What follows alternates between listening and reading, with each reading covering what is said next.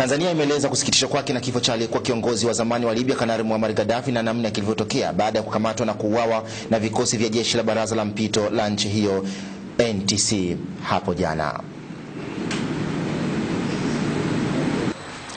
Msimamo huo wa Tanzania umetolewa leo na Waziri wa Mambo ya Nje na Ushirikiano wa Kimataifa Bernard Membe alipokuwa akizindua maonyesho ya siku 4 ya wizara hiyo yanayokwenda sambamba na maadhimisho ya miaka 50 ya uhuru wa Tanzania bara, ambapo amesema Tanzania haifurahii kifo cha mtu yeyote awe mbaya ama mzuri. Hatuna tabia wala utamaduni wa kusherehekea kifo cha mtu hata kama ni adui yako.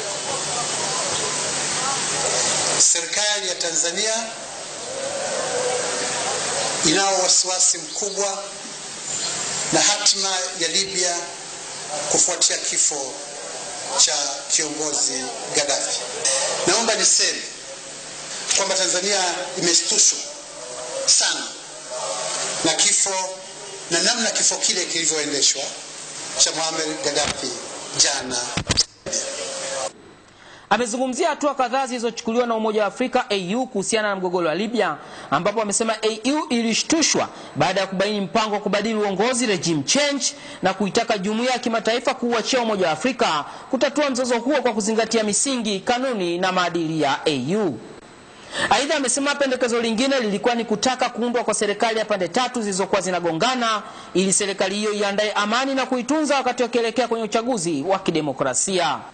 Bwana Membe pia amezungumzia utekelezaji wa azimio namba 1973 la Umoja wa Mataifa kuvamia Libya.